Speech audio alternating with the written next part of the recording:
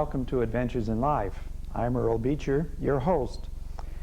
Because of the budget cuts, some of our schools have eliminated or greatly reduced the coursework in art and music. They are almost cutting culture out of the curriculum for our children. This is a great loss to our society, and especially to our children. They're missing some of the richest experiences that we could offer them in our culture. This was brought out very clearly in a recent movie, namely Mr. Holland's Opus, in a scene where Mr. Holland was talking to the school administrator, and the administrator said, well, because of the budget, we have to cut music out of the curriculum. We're going to concentrate on reading, writing, and mathematical skills. And Mr. Holland responded, yes, and what are they going to read and write about? The point was beautifully made. Today, I would like to present a very different show for you. I've interviewed guests from many walks of life, as most of you know. I've talked to business people, educators, psychiatrists, nuclear scientists, health practitioners, inventors, lawyers, musicians, psychics, and so forth. But today, I'm going to interview an artist. It's a very different interview because he's a dear friend who passed away several years ago. And he's not here. As you can see, the chair is empty. And yet he will be here with us in a way, as you will soon see. His name is Vernon Kerr, and he clearly is one of Laguna Beach's brightest shining stars. He maintained a gallery there for over 10 years, and he participated in the Festival of the Arts 8 years. Now, stepping into Vernon Kerr's studio is like breezing through the many moods of nature. Although he's most famous for his seascapes, he was inspired by a wide range of subject matter. You can feel the warmth of the setting sun on a wood-strewn stream shoreline, or the coolness of snow on a remote mountainside in his paintings. And one of his trademarks were seagulls soaring in the sunset or searching through the tidal pools. At the age of 15, Vernon began his career with a 4-year apprenticeship to Leon Franks. Vernon lived in Downey, and it was a 2-hour bus ride to Hollywood to take lessons twice a week. And also, at least once a week, he would go to Laguna Beach, where he could study the rocks and the sea. Later on, Leon was to become one of the most renowned of Laguna Beach's artists. He's best known for his still lifes. And there are 4 books that Leon did for the Walter Foster Company, and I have them here. You can see Leon's book on still lifes, on techniques, on fruits and vegetables, again with the still life present, and finally on clowns and portraits. Leon was one of the renowned ones. Vernon studied with him and learned all of his techniques. And so Vernon confided into me. He said, Leon is so well known for his still lifes and his florals, I had to learn how to paint seascapes in order not to be forever in Leon's shadow. As you will see later in the show, or as you've seen some of the florals that were used on some of the album jackets, you've seen the paintings there. There were florals and seascapes on some of the album jackets that Vernon did for the Paul Smith albums. When Vernon was 17 years old, his first one-man show was sponsored by the Junior Women's Club at the library in Southgate, California. He displayed about 24 paintings at that show. At age 19, he joined the Navy and was assigned to be the draftsman illustrator on a repair ship. And during his tour in Japan, he rented a little studio on the land. And the ship's captain didn't mind if Vernon went onto the land as long as he was on board ship from 7 until 4 each day. And Vernon took advantage of this time to travel in the Orient and to study the art shows that were there and the Oriental techniques. Later he explained, I think that's why my work is different. Oriental work is different. It's clean and efficient. Their colors are pure. Their stroking is simple. I draw my paintings in an Oriental style. It uses the economy of strokes. There is no experimenting on the canvas. And years later, when he was teaching his art classes, as an exercise in discipline, he would paint a Leon Frank's Dream Rose in 10 strokes or less, then challenge his students to do the same. It was exciting to watch him execute exercises such as these. It was while he was in the Navy that his family moved to Laguna Beach, and his mother established a gift shop art gallery there. She sold his paintings as he sent them home to her. It became a very good partnership. In fact, the Key Arts Gallery, located in the very center of town, became one of the well-known established landmarks. The International Art Company produced his first prints and distributed them worldwide when Vernon was only 24 years old. This became a pattern that soon spread throughout the art printing world. In fact, this has spread so much that Vernon is probably now one of the most reproduced American artists there is. His prints are available from International Art, from Texas Art, Donald Art, Brentwood Fine Arts, and Haddad Fine Arts Publishing, which is the largest publisher of prints in the world. And Haddad is in Anaheim, California, and they have more of Vernon's paintings in print than any other artist except Van Gogh or Russell. Speaking of Van Gogh, the parallels in the lives of Vincent van Gogh and Vernon Kerr are surprising. I won't spend time going into it right now because that would be a whole show in itself. But probably the most important thing is that they both studied Oriental art. It gave a flavor to their painting, and unfortunately they both died at a very early age.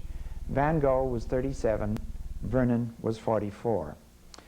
In addition to the beautiful art prints, Vernon is famous. He was featured on three of the books that were put out by the Walter Foster Art Company. Now, these books are famous. I talked to Mr. Foster one day, and I did an interview with him.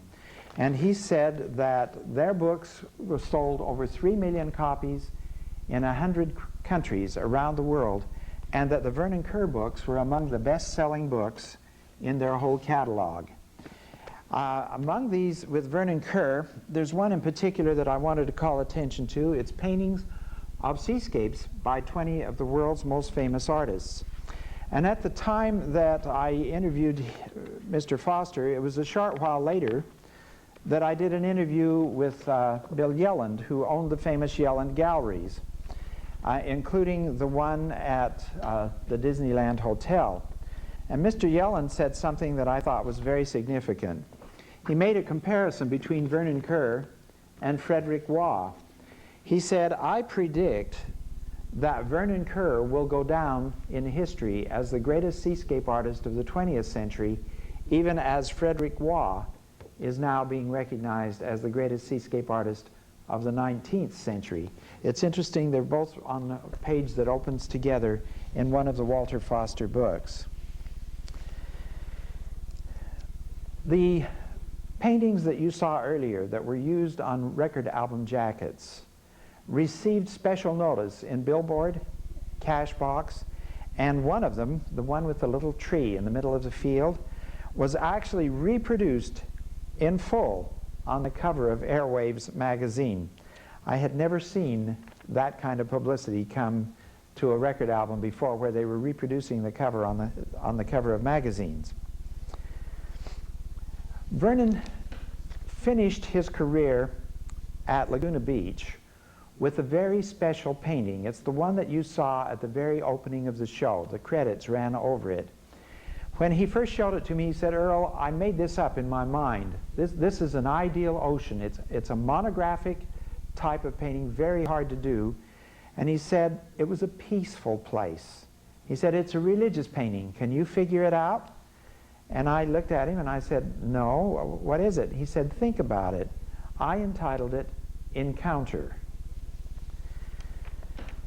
Vernon in 1969 moved to Coeur d'Alene, Idaho. He wished to paint landscapes. He said, "I'm famous for seascapes. I want to be known for landscapes." And I commented on it later with him, and I said, "Vernon, your snow scenes are gorgeous. How come you can paint the snow so well?" And his comment was, "Well, it's only water. Light reflects off it in the same old red, yellow, and blue." 5 years later, he returned to California because he found that that special ocean that he had created in his mind actually existed. He called me up on the phone. He said, "Earl," he said, "encounter really exists in nature. I'm moving to Mendocino."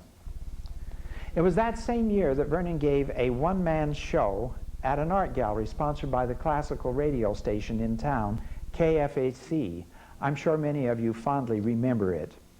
This is a way that music ties with art so closely in the cultural inheritance that we have for our children. Vernon made the statement that he did most of his paintings to music. It makes nice strokes, he said.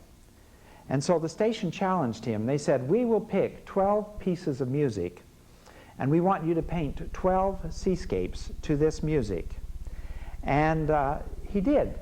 And there were pieces like Toccata and Fugue by Bach, Wellington's Victory by Beethoven, the theme from the calendar Prince from Scheherazade, the Dance of the Seven Veils by Strauss from Salome, and The Creation of the World by Vivaldi.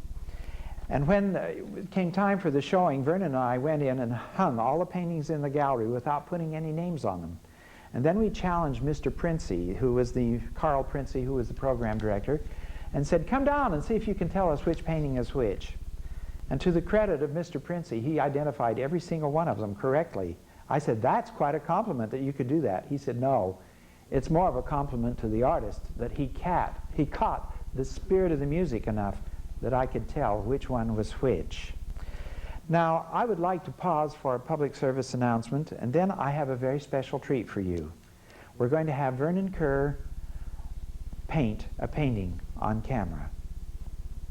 At the beginning of the show, I promised you that Vernon Kerr would be here in person, in a way. Well, let me explain.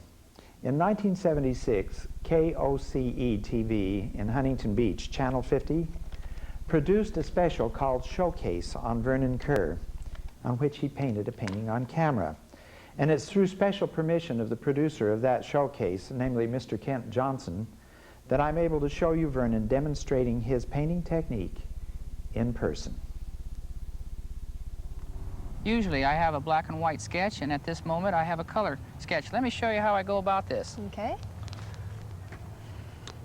Usually I start with a turpentine wash, which is a very easy way to go about it, because this establishes a very hard point of view when it comes down to an idea in your head, especially if you don't know what to do with yourself. It sounds like a big mismatch when you get done. Some of my favorite words, by the way, come out by this manner. Do you usually start with the darker areas? Usually, I just get this wash in here and we work out the colors. And out of it, it looks like a very large abstract painting when you get done. Sometimes it's very finished, sometimes it's very rough, very crude. But anyways, the mystery of it all comes out in the wash, I think. Painting seascapes is a very unusual situation because everything is moving. So your mind is moving very, very quickly. How do you go about selecting the composition for your work? Well, it depends upon your mood and your feelings of how you're getting up maybe in the morning, or maybe the very cloud formation that you see the very next day, or maybe the ocean itself is acting up. But normally I just work into it, and music is a favorite pastime of mine. I play it with my painting all the time. So, well, let me do this and I'll show you what I'm going to be doing on the bottom half here in about a second here. All right, now I'll get to the big sky. Big sky brush. Get all these colors around here. Good grays. Make a painting. It's called underpainting. It kind of gives a nice warm glow to the picture. As I am reaching my mood, I look down at my little painting down below here and I check it for color and tone. I usually worked out all my preliminaries before this because you really just got to get this thing done. It's only a flashing second where things happen. You can see the way I'm working out these pinks here. Kind of go into a little blue, a little red. And just work it in there very quickly. I'm paying very close attention to the value coordination because when you're working outdoors, especially underneath the sun, you really have to paint a little bit darker than you really intended to, because every time you go in the home or your house, colors have a tendency to get washed out. Step back here a little bit, see what I'm doing here. Now I come to a foreground interest here to see, get me my momentum and my wave effect. This here's a nice spot.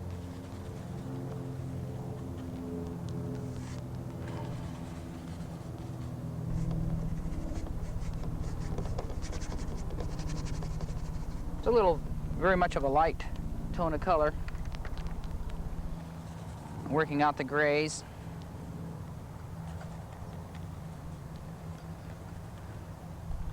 Painting's intriguing, isn't it, Gail? It certainly is. Now, do you ever copy, let's say, a seascape, or are you primarily inventing all of these designs No, yourself? I have a camera. I use the very modern methods of painting. I feel that we're given these things on Earth to do as a tool. I don't slavishly copy any photographic means, but I use it as a tool. It's like you use this So as a reference, you as a mean? reference, right? I make a lot of sketches. I make a lot of mental sketches. I'm driving down in a car, or maybe riding, maybe in an airplane, even looking at mountains sometimes, so tendency to give you a different outlook like when you're looking down on something. Visual impressions is what you're dealing with all the time. Seems like every time I'm turning around, I'm always mentally painting something. But I understand that you sometimes paint to music, Vernon. Does that change the result? oh, it does. What does it do? Give you nice strokes. Gives you a nice flow here. Just kind of slow up here. Kind of moves the momentum here. Does it ever change your hues? Colors have a tendency to give you different tones. Vibrant melodies will give you nice warm or orange tones, and very subdued or melancholy pictures. I should say pictures. Tones will give you melancholy tones. It's very related.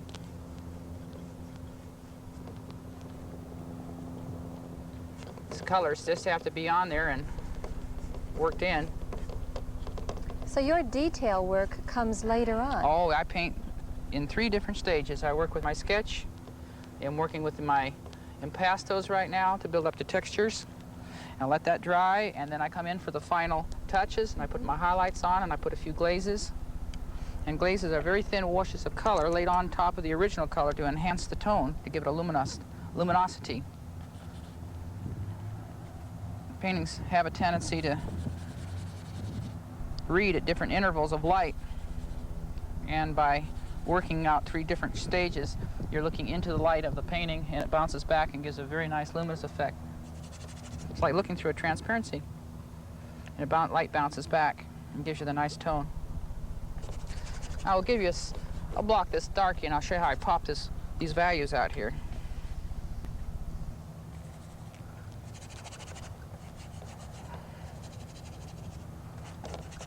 And I'll work out the little more of the detail of the wave here.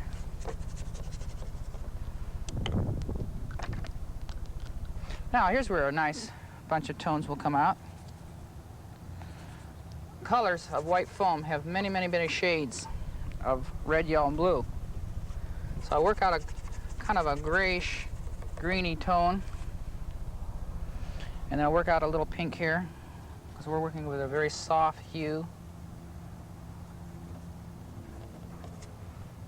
You never clean your brush as you go on to a lighter hue. You don't have to, I guess. Well, I'm working from light to dark and from dark to light. And if I know what's on my brush, I can control the color.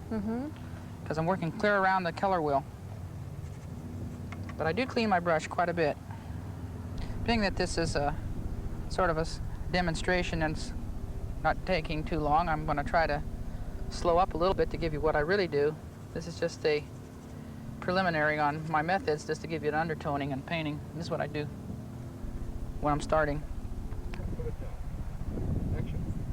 By this stage, Gail, where I'm ready to build up the sections, each individual areas. I'll paint maybe a focused area here, and then maybe over here, and later on I'll work out the rock segment by itself. But in the meantime, let's me work on this wave area here to develop the shape a little bit better here. This seems to be the hardest part of the painting. It's always the hardest. It doesn't standing still, and what you're trying to do is get the momentum into it and give it this surge as it comes across the painting here, and yet contain it so it has something to look into. Mm-hmm. Most of your paintings are very serene. Does that reflect your personality, Vernon?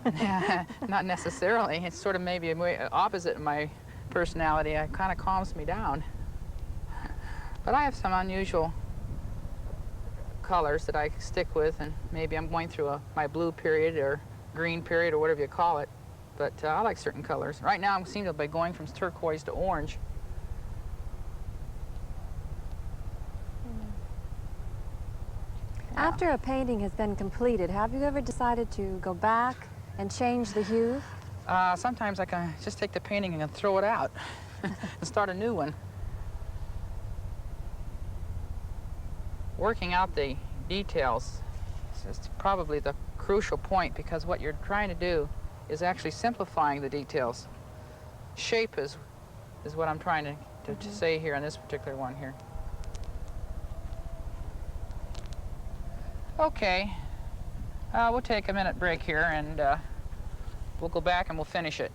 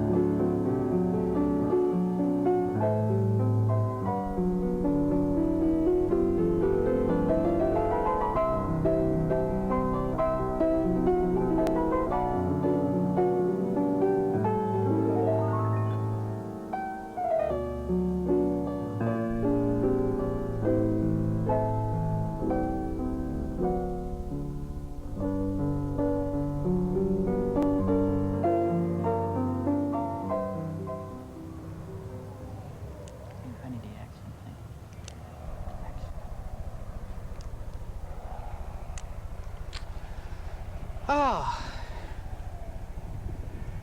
Well, Gail, we're just about at the finish here. I got a few highlights here to see what will happen. Vernon, is there a scale that you use for color as a pianist uses a scale? Yes, we do have a tonal scale. I would say that this is probably in the key of C. Okay. Because basically we have a nice even bass area and a nice treble, and we're working now on the middle part right here. Okay, well, paint a few bars for us. We're painting a few bars, right. This seems to add to the luminosity of the colors. When the light hits this, of course, and when it's framed, it will take a completely different concept.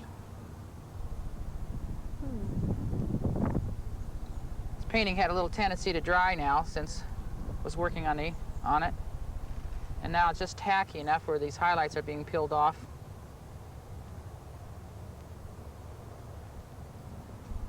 Light's trickling down here. We're trying to figure out what the angle is going to be here. Yeah, we'll just give it a little, break up these areas here.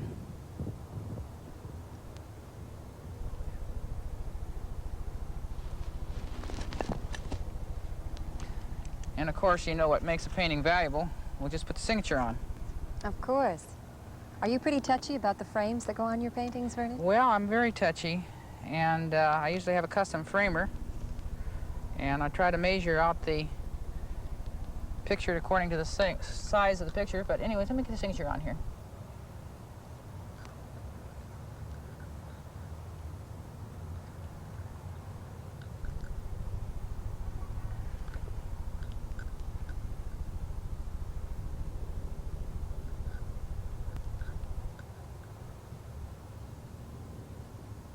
There you are.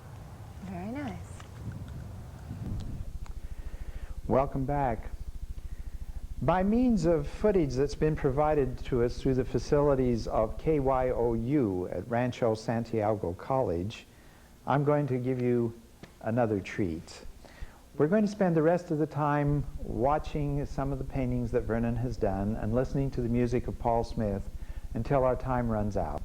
So thank you for being with us today on Adventures in Life.